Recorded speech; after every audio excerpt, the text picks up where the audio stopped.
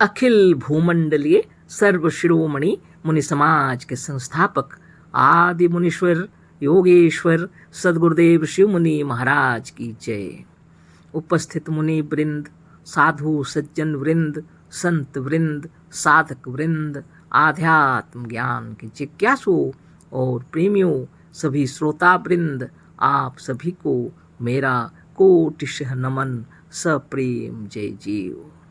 तो आध्यात्मिक चर्चा चल रही है और हम लोग सदगुरुदेव शिव मुनि महाराज रचित ग्रंथ वेदांत सिद्धांत द्वितीय भाग पर चर्चा कर रहे हैं ना। बहुत गहन चर्चा हो रही है।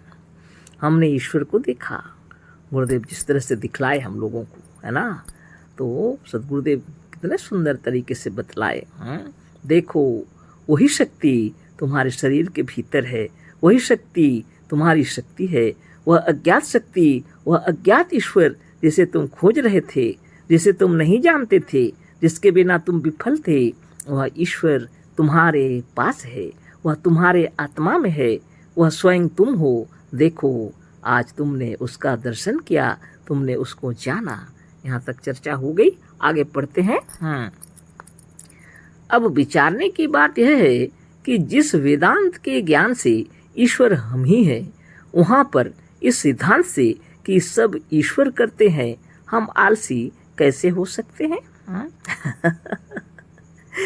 अब वही बात फिर से आ गई कि वेदांती आलसी होते, जो कह दिए लोग ना, ये सी दिमाग के अंदर से निकाल देना चाहते हैं गुरुदेव कि वेदांती कभी भी आलसी नहीं होते। यहाँ फिर वही बात आ गई। अब विचारने की बात यह है कि जिस वेदांत के ज्ञान से ईश्वर हम ही है, वहाँ पर इस सिद्धांत से कि सब ईश्वर करते हैं, हम आलसी कैसे हो सकते हैं। कैसे हो सकते? जब यह ज्ञान हो जाता है कि हम ईश्वर हैं और सब ईश्वर ही करते हैं, तो भला हम आलसी कैसे हो सकते हैं। तो वेदांती ज्ञात शक्ति और अज्ञात शक्ति सबके मालिक स्वयं वेदांती होते हैं। और उनको पक्का ज्ञान हो गया कि सब शक्तियों के प्रदाता हम ही हैं। तो फिर वह आलसी होंगे, ऐसा हो सकता है क्या? गुरुदेव कह रहे हैं वह कैसे होंगे आलसी। हम आलसी कैसे हो सकते हैं? कभी नहीं होंगे, है ना। धन्य धन्य सदगुरुदेव शिव मुनि महाराज की जय। फिर से उन शब्दों को पढ़िए और विचार कीजिए। अब विचारने की बात यह है कि जिस वेदांत के ज्ञान से ईश्वर हम ही हैं, वहाँ पर इस सिद्धांत से कि सब ईश्वर करते हैं, हम आलसी कैसे हो सकते हैं। मनोमय जो आत्मा है, अर्थात जहाँ तक हमारे आत्मा का मन से संबंध है, उसी विचार में आत्मा को जीवात्मा कहते हैं। अब जीवात्मा किसे कहते हैं, सोच विचार कर समझ लीजिए।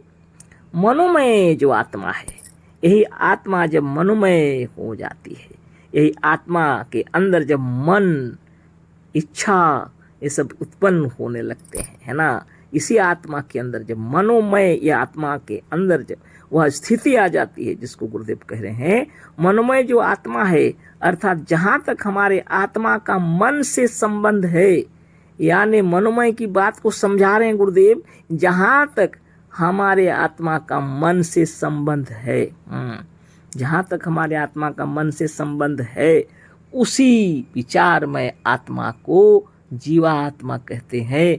उसी विचारमय आत्मा को जीवात्मा कहते हैं। उसी विचारों को लेकर के शरीर धर करके हम स्थूल जगत में उपस्थित हो गए, है ना।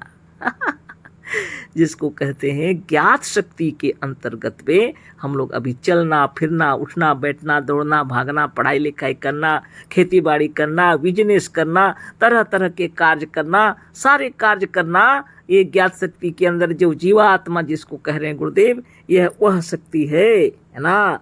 जो विचार कीजिए आप, मनोमय जो आत्मा है, अर्थात जहाँ तक हमारे आत्मा का मन से संबंध है, उसी विचारमय आत्मा को जीवात्मा कहते हैं। विचारों की तरंगों से शरीर धर के आए हैं हम लोग, है ना। उसी को प्रथम खंड में परतंत्र कहा है। तो उसी को प्रथम खंड में परतंत्र कहा है।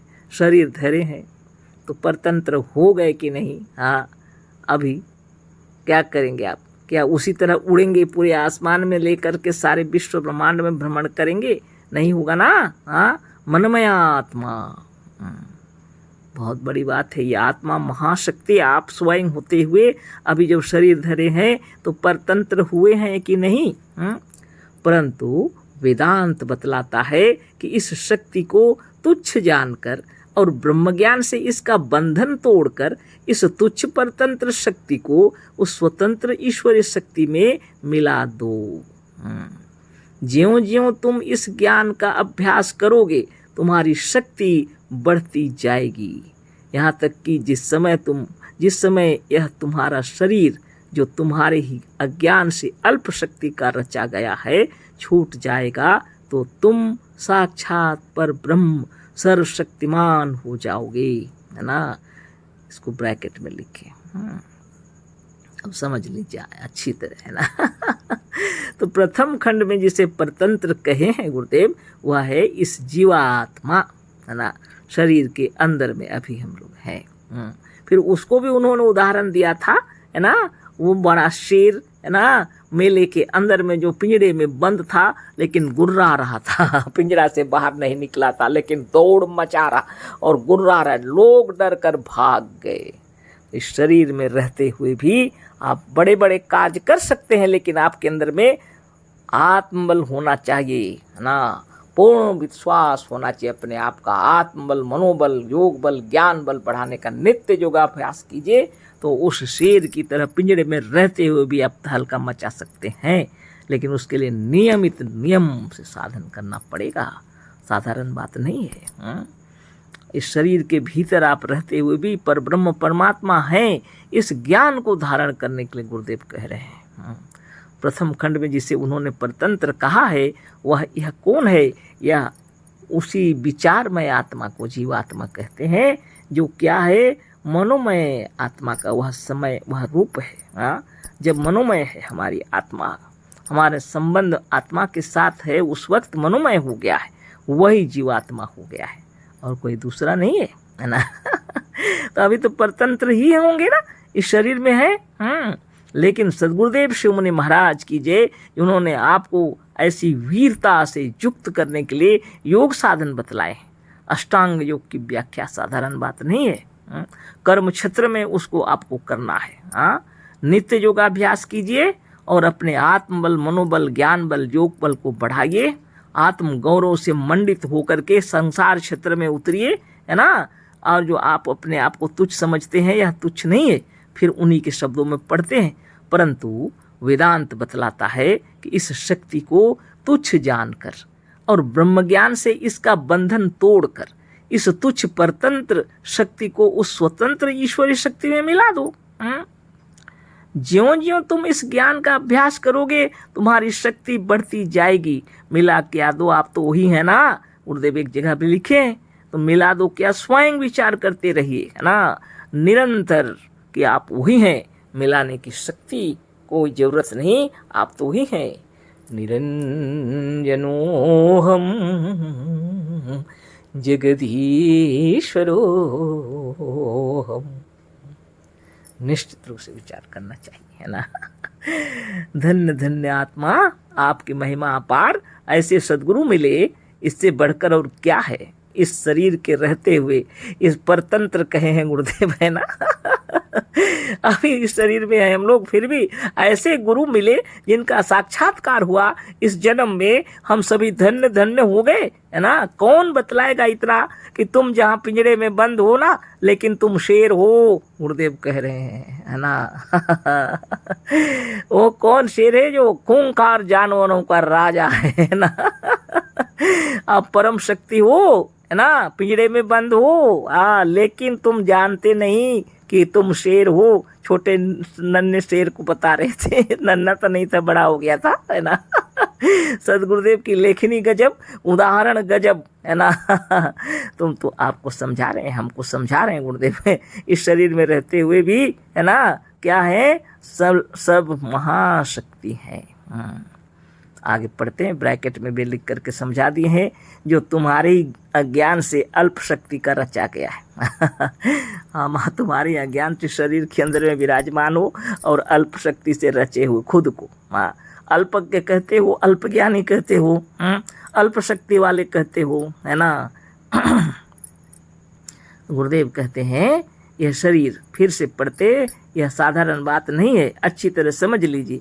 ज्यों ज्यों तुम इस ज्ञान का अभ्यास करोगे तुम्हारी शक्ति बढ़ती जाएगी, यहाँ तक कि जिस समय यह तुम्हारा शरीर जो तुम्हारे ही अज्ञान से अल्प शक्ति का रचा गया है, ब्रैकेट में है, छूट जाएगा, यानी यह जब तुम्हारा शरीर छूट जाएगा तो तुम साक्षात पर ब्रह्म सर्वशक्तिमान हो जाओगे, है ना। यद्यपि आप इस समय भी सर्वशक्तिमान हैं। यद्यपि आप इस समय भी सर्वशक्तिमान हैं, परंतु अभी आपका इस अल्प शक्ति वाले शरीर के साथ संबंध है। कारण क्या है? अभी इस अल्प शक्ति वाले शरीर के साथ आपका संबंध है, इससे तुम उस शक्ति को नहीं दिखला सकते। ऐसे बंधन में हो कि अभी उस शक्ति को नहीं दिखला सकते। जैसे कोई बल होते हुए भी एक पतले बेंत से एक बल्ले को नहीं टार सकता, जैसे कोई बल होता हो भी जितना बल होने पर भी एक पतले बेंत से एक बल्ले को नहीं टाल सकता।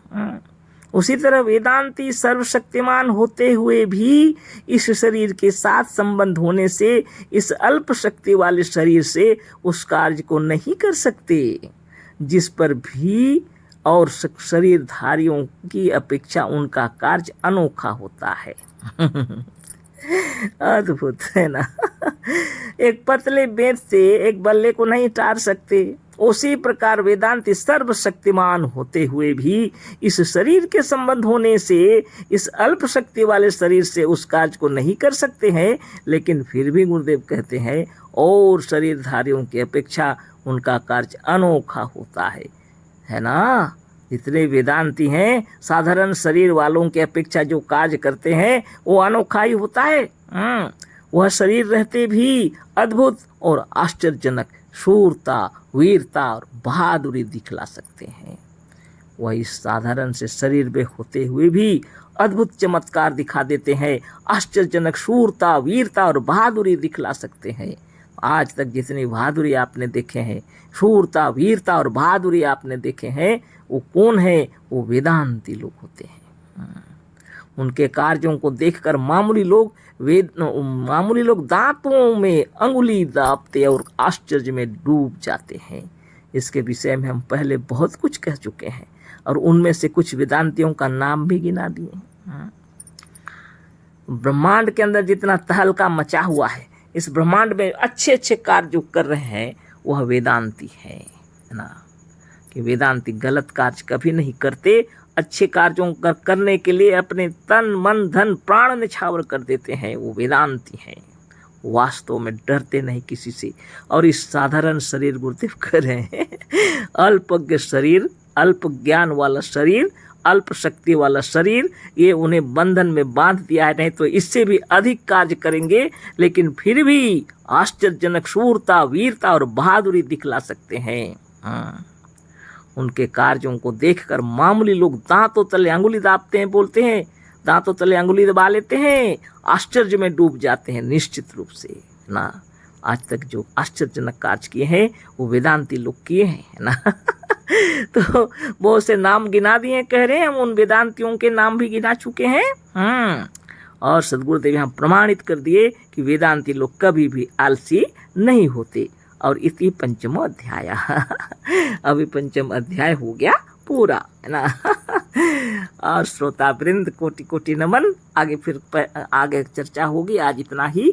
अशेष धन्यवाद, कोटिशः नमन। सप्रेम जय जीव। सद्गुरुदेव शिव मुनि महाराज की जय।